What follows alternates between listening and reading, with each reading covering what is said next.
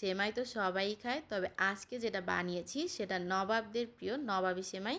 এটা শুধু মিষ্টিই নয়, এই রেসিপির পেছনে রয়েছে এক টুকরো ইতিহাস, পুরনো দিনের রন্ধনশৈলী আর রাজকীয় স্বাদ। আসসালামু আলাইকুম, সবাই কেমন আছেন? আশা করি সবাই অনেক ভালো আছেন। আজকে আপনাদের সাথে শেয়ার করব নবাবী সেমাই রান্না করার রেসিপি। কিভাবে রান্না করতে হয় এই রাজকীয় স্বাদের নবাবী সেমাই, তাই থাকবে আজকের ভিডিওতে। নবাবী সেমাই রান্না করার জন্য প্রথমেই প্রয়োজন হবে ফ্রেশ ক্রিমের। আর এই ক্রিম বানানো খুবই সহজ। দুধ জাল করে তার মধ্যে কর্নফ্লাওয়ার অ্যাড করলেই হয়ে যাবে। তারপরে চলে যাব আমাদের মূল রান্নায়, অর্থাৎ সেমাই রান্না করার জন্য। ফ্রাই প্যানে প্রথমে আমি 3 চামচ পরিমাণ ঘি দিয়েছি আর বড় এক প্যাকেট সেমাই দিয়ে দিয়েছি। আজকের রান্নাটা আমার মামনিই করেছে, আমি শুধু একটু সাহায্য করেছি আর ভিডিও করেছি। আমরা যেহেতু ঘরের লোকসংখ্যা একটু বেশি, তাই আমরা বড় এক প্যাকেট সেমাই ব্যবহার করেছি। ঘিতে ভাজা হয়ে গেলে তারপরে হচ্ছে চিনি ব্যবহার করতে হবে। চিনি স্বাদটা তো সবার এক না, তাই হচ্ছে যার যার পরিমাণ মতো দিয়ে দিতে হবে, কম বা বেশি। আর চিনি দেওয়ার ক্ষেত্রে আর একটা জিনিস একটু খেয়াল রাখতে হবে, যেহেতু এই সেমাইটা রান্না করার সময় আমরা গুঁড়া দুধ ব্যবহার করব, তাই চিনির পরিমাণটা পরিমাণের থেকে একটু কম দিতে হবে, যেহেতু গুঁড়া দুধে অনেক বেশি চিনি বা মিষ্টি থাকে। তারপরে গুঁড়া দুধ দেওয়ার পরে সুন্দর করে বেশ অনেকক্ষণ ভেজে নেব। তারপর আমরা নামিয়ে নেব যখন চিনিটাও মেল্ট হয়ে যাবে আর সেমাইটাও মুচমুচে হয়ে যাবে। অন্যদিকে হচ্ছে আর একটা ফ্রাই প্যানে আমরা আমাদের আর একটা মেইন উপকরণ বা মূল রান্না সেটা শুরু করে দেব। প্রথমেই সুন্দর করে দুধ জাল দিয়ে নেব, আর যেসব জিনিস লাগবে তা হচ্ছে কাস্টার্ড পাউডার, কনডেন্স মিল্ক আর হচ্ছে কর্নফ্লাওয়ার। এখানে আমি একটা বাটিতে 2 টেবিল চামচ পরিমাণ কর্নফ্লাওয়ার সুন্দর করে গুলে নিয়েছিলাম।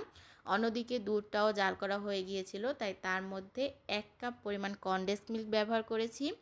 এই ক্রিমটা বানানোর ক্ষেত্রেও যারা বেশি মিষ্টি খেতে পছন্দ করে তারা কনডেন্স মিল্কের পাশাপাশি চিনিও ব্যবহার করতে পারে। এখানে আমরা শুধু দুধটাই ব্যবহার করেছিলাম, কোনো চিনি ব্যবহার করিনি। আমরা চেয়েছিলাম যাতে মিষ্টির পরিমাণটা একটু কম থাকে, বেশি মিষ্টি হয়ে গেলে খাবারের স্বাদ অনেক সময় নষ্ট হয়ে যায়। তারপরে আমরা ফ্রেশ ক্রিম দিয়ে দিয়েছি আর বেশ সুন্দর করে এটাকে রান্না করছিলাম। একেবারে শেষের দিকে গিয়ে দিয়ে দিয়েছি হচ্ছে কর্নফ্লাওয়ারের যে মানে মিশ্রণটা তৈরি করেছিলাম, সেই মিশ্রণটা। কর্নফ্লাওয়ার দেওয়ার সময় অনেক বেশি সতর্ক থাকতে হবে, না হলে কিন্তু পুরো রান্নাটাই নষ্ট হয়ে যাবে, দলা পাকিয়ে যাবে। তারপরে বেশ অনেকক্ষণ হচ্ছে ফ্যানের নিচে রেখে দেবো এটা ঠান্ডা হওয়ার জন্য। অন্যদিকে আমি হচ্ছে ডেকোরেশনের জন্য বাদাম কাটছিলাম। ঘরে তেমন কোনো বাদাম নেই, শুধু পেস্তা বাদাম আর হচ্ছে কাঠবাদাম আছে। এই দুইটা জিনিসই আমি সুন্দর করে কেটে নিয়েছি। আর এদিকে মামনিও সব বাটি এরপরে যা যা রান্না করেছে সব নিয়ে হাজির হয়ে গিয়েছে সেট করার জন্য। এই সেমাইটা হচ্ছে কাচের বাটিতে সেট করতে পারলে ভালো হয়, কিন্তু আমাদের যেহেতু স্কোয়ার শেপের কোনো কাচের বাটি নেই, আর আমরা চাচ্ছিলাম যে সেমাইটা একটু স্কোয়ার টাইপ যাতে হয়, সেই কারণে আমরা হচ্ছে আরএফএলের একটা বাটির মধ্যে এই সেমাইটা সেট করেছি। লেয়ারের ক্ষেত্রে একটু পাতলা রাখাই ভালো, দেখা যায় অনেকগুলো লেয়ার হয়, দেখতে অনেক বেশি সুন্দর লাগে।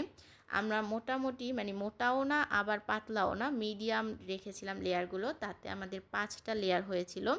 যদিও ওপরের লেয়ার একেবারে ওপরের লেয়ারটায় ক্রিমের পরিমাণটা একটু বেশি হয়েছিল, এটার স্মেল প্লাস দেখতেও অনেক বেশি সুন্দর হয়েছিল।